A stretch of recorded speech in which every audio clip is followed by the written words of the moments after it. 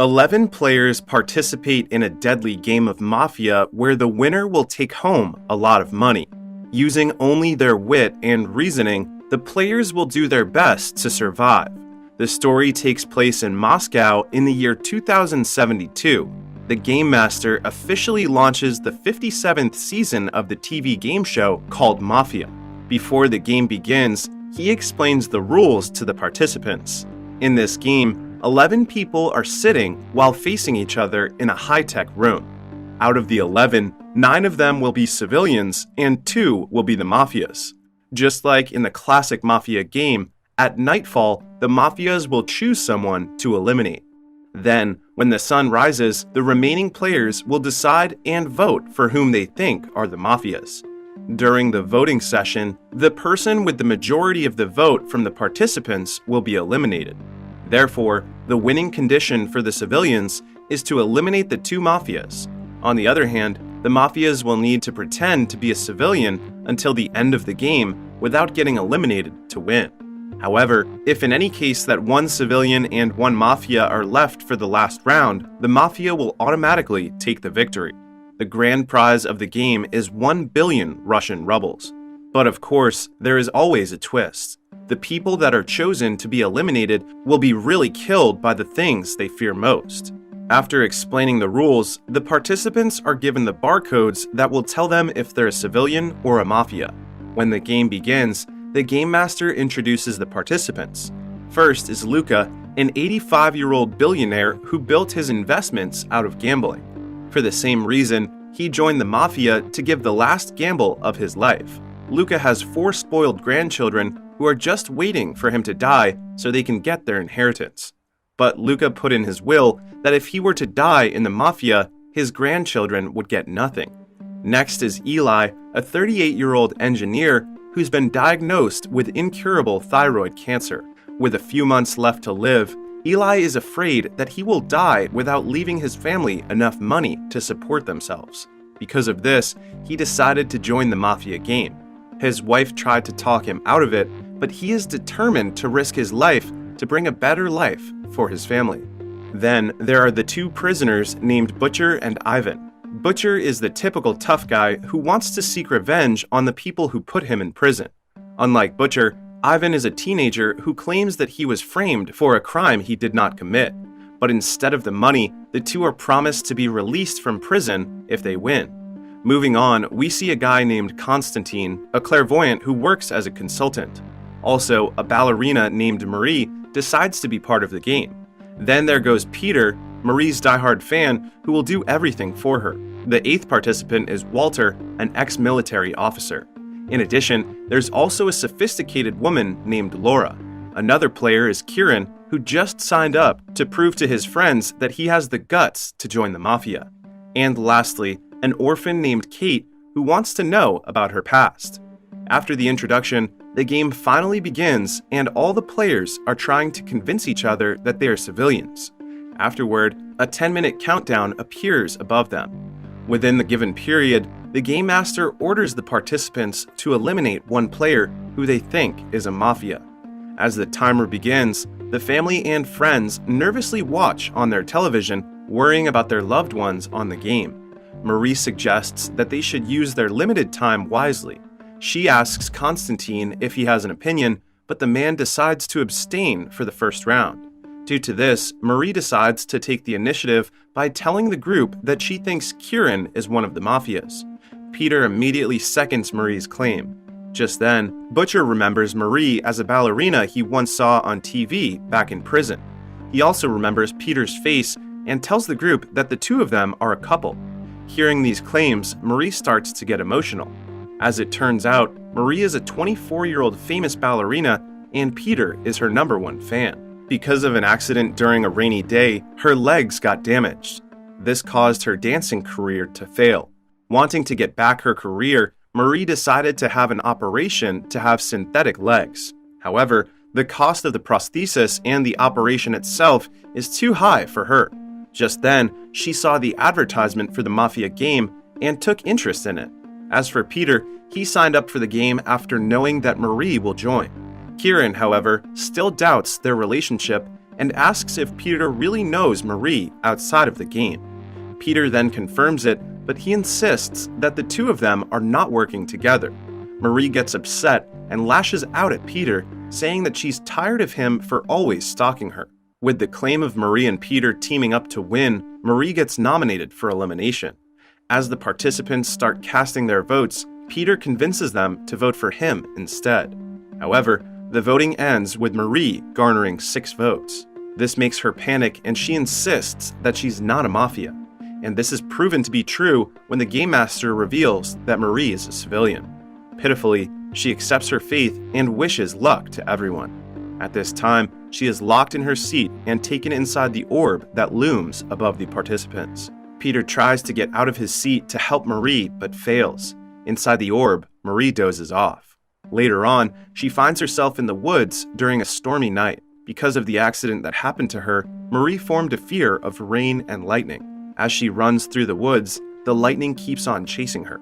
Unfortunately, she reaches the end of the cliff. Left with no other options, Marie jumps off the cliff, but the lightning hits her mid-air.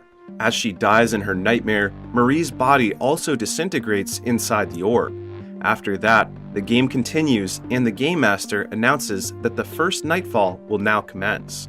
As a drone flies over the participants, the Mafias choose their first victim. Shortly after, the lights turn back on to indicate that another day has come. Just then, the Game Master declares that Butcher is the one that the Mafias just eliminated. Hearing this, Peter mocks Butcher and calls him a swine. When Butcher is being taken to the orb, he curses at everyone and swears to kill them all. But this does not faze the Game Master. Instead, he tells Butcher that he prepared a special death for him.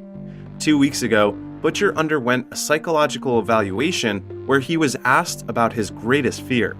According to him, he fears nothing and no one, not even death. But he does not want to die like an idiot while being surrounded by idiots. After being taken to the orb, Butcher finds himself in a coliseum. When 2 opponents appear, the people around him start cheering. The 2 opponents start beating and thrashing Butcher, but it doesn't take long before he turns the tide of the battle. Seeing this, his co-prisoners start cheering for him. However, Butcher's opponents just keep on respawning, yet he doesn't stop until they are gone for good. In the end, Butcher takes the win and screams victoriously. Unfortunately, just when everyone thinks he beats the game, he trips backward and impales himself in the neck. Going back to the room, the Game Master tells the group that it is time again for them to find out who the Mafias are. But to their surprise, the time limit they have will be reduced for each voting round. In this round, they only have 8 minutes to decide. Constantine begins the discussion by saying he knows who the Mafias are. According to him, he has mastered his clairvoyance ability at such a young age. People also call him the Black Messenger, as he delivers the future during crises. It is also noted that his only fear is dying of old age.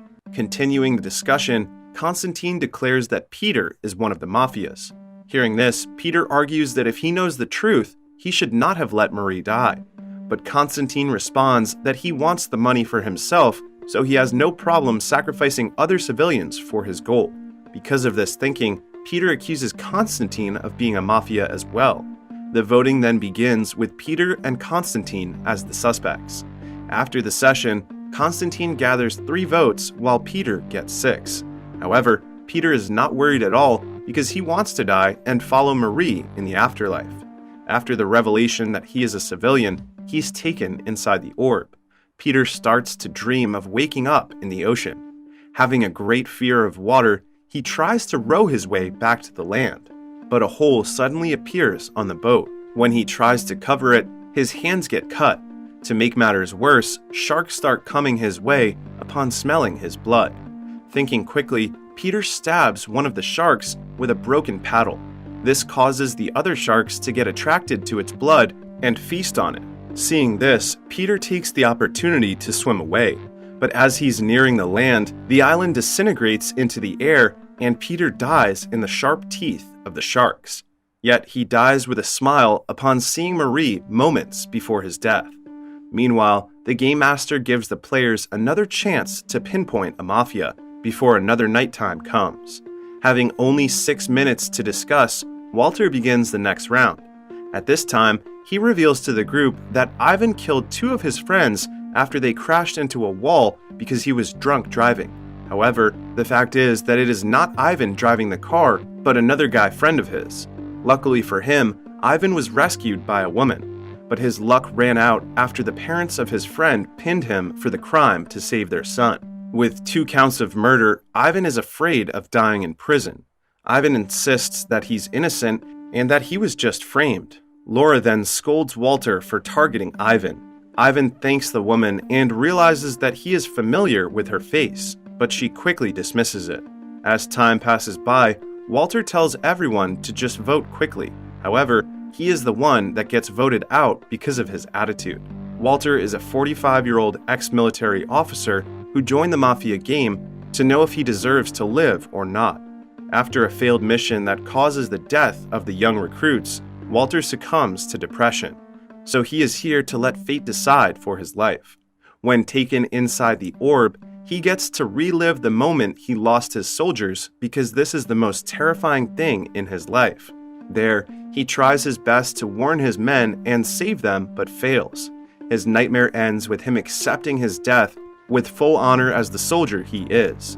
Going back to the group, Walter being a civilian means the 2 mafias are still on the run. Another nighttime falls upon the group. Shortly after, the mafias decide to eliminate Laura next.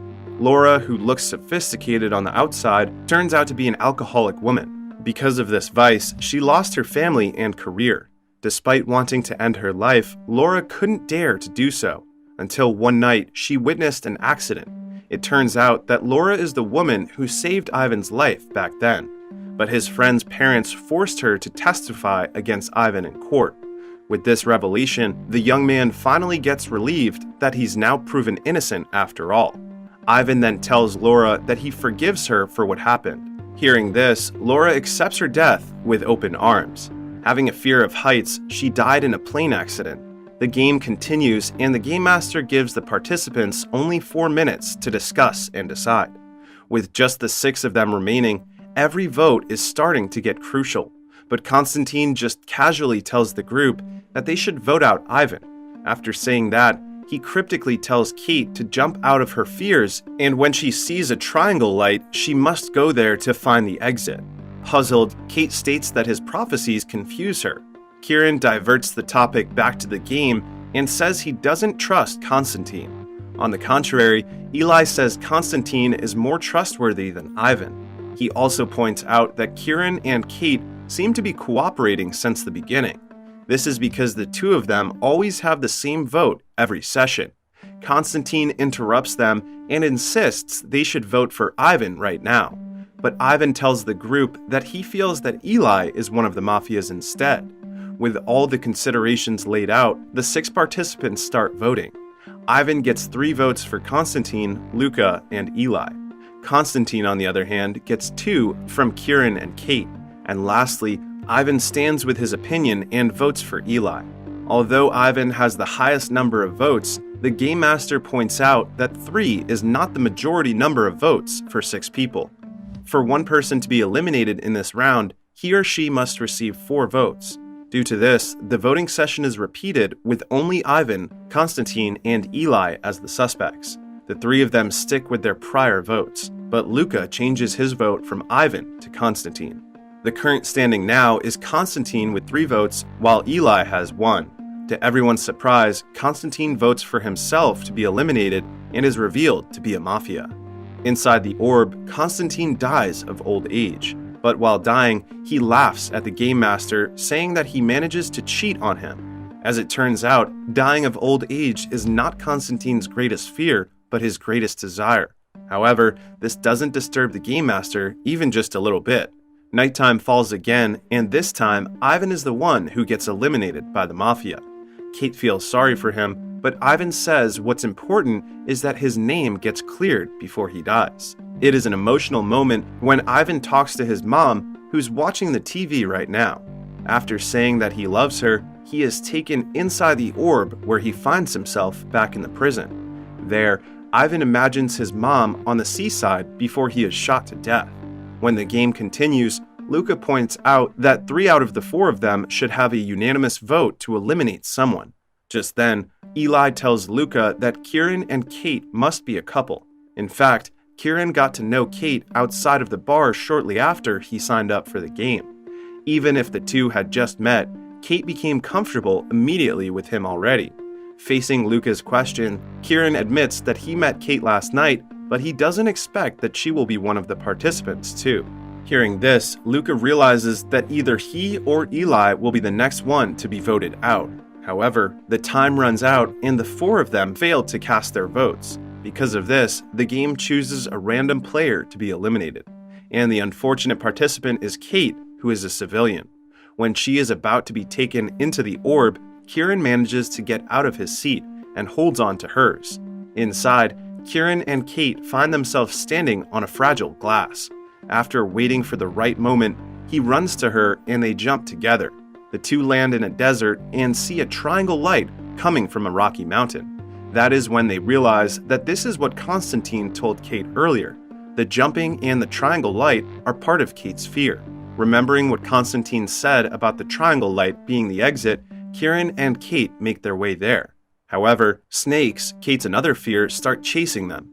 The two manage to outrun the snakes, but a big monster awaits them on the other side. As it turns out, this one is Kieran's fear. Not wanting to lose Kate, he orders her to hide while he goes to fight the monster. During their battle, Kieran discovers that the monster is afraid of the light. Just then, he sees a glass pendant in the shape of a triangle on the monster's neck. He manages to snatch it and uses it to reflect the light on the monster, killing it. Afterward, Kieran and Kate see a rock formation of a face where they can place the triangle pendant into an eye socket. After placing the pendant there, they see an establishment nearby. The two immediately go there, only to realize that it is the orphanage where Kate came from. There, she sees her mother handing her to another woman. In fact, aside from her many fears, Kate is most afraid of knowing why her parents left her. As she gets emotional, Kieran consoles her, saying that what she's currently seeing is not real.